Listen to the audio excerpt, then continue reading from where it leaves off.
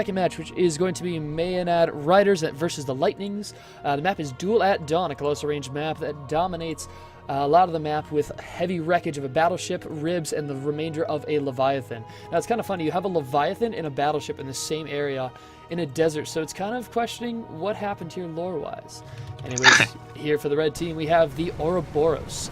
It is a rider ship with Mobula, packing Hades on 3 position, mine and Carousel on its port side, and Carousel Gat on its right.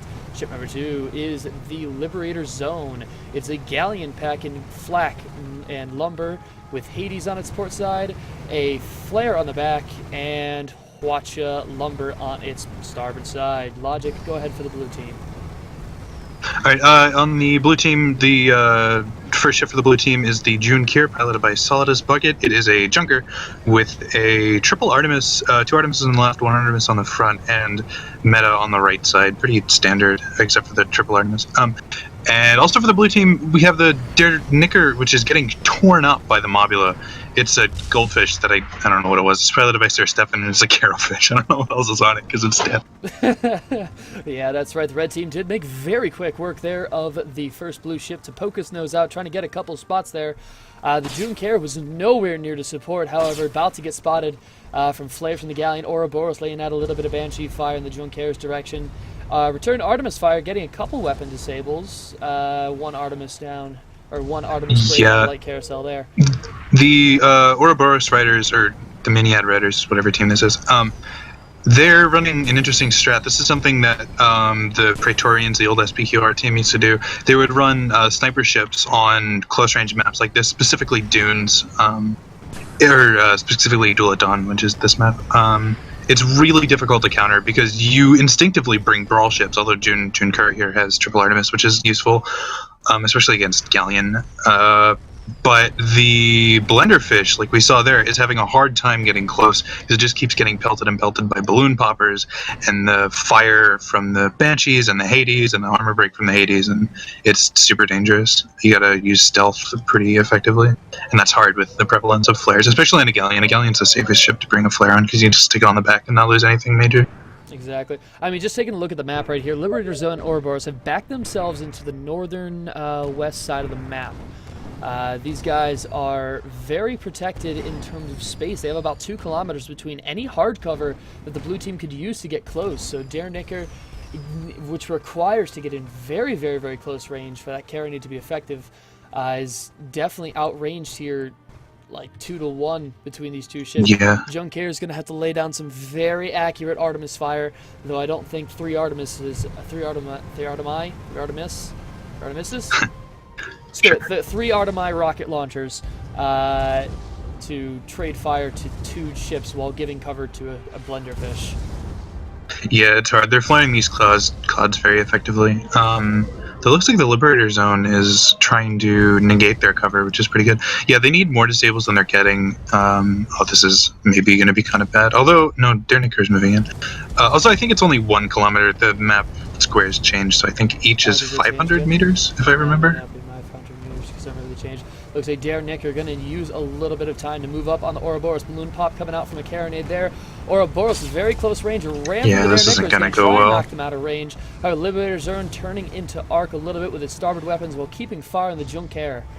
Yeah, Ouroboros' main parts are virtually unsafe. There's a couple mines. Hull break on the Der Knicker. He's not going to live. Yeah, the junker is too far away to support, although he's alive for a second. Maybe if they're not focusing fire, it's going to be really hard for them to get out of this situation in one piece. Ouroboros does have 15 stacks. Oh no, never mind. They have fire extinguishers, so it doesn't matter. They were about to lose hull armor. And Ouroboros getting rammed and popped by the Der Knicker. Quickly switched that combat around with a quick lock mine, knocking the Goldfish out of arc, disabling its weapons, and getting a first hull break, which was followed up by a second, enough to kill them. Ouroboros and Liberator Zone 2-0 here against the June Care and the Der Knicker. Yeah, the Liberator Zone is doing a great job providing an area of denial against the junker, because the junker's biggest threat is not having a balloon. Maybe the junker lives on that balloon. Oh, yeah. Once the balloons pop, not only do they not have a balloon, but their hull is exposed, and the one of the big features of a Junker is that they have that tiny little hull, which is super annoying to hit with Hades. But if they don't have a balloon, you can just hit the balloon and the damage goes straight to the hull. So it becomes not only less survivable because it's falling, but because its hull is more exposed. Yeah, and you also have the Ouroboros and Liberator Zone flying very high, keeping make it very difficult for those up Artemis arcs, which are miserably terrible. I mean, Artemis can't hull keep break up at again. All. One little big balloon bump. pop sends the Junker out of arc.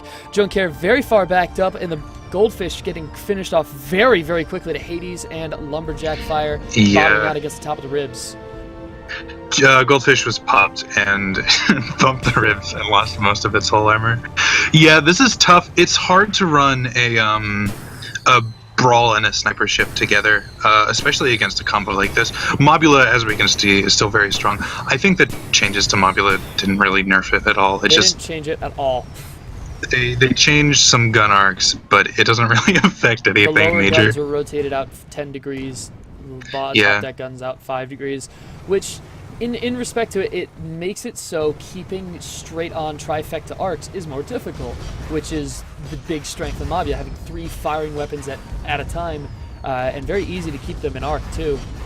Now that window of where they can aim is smaller.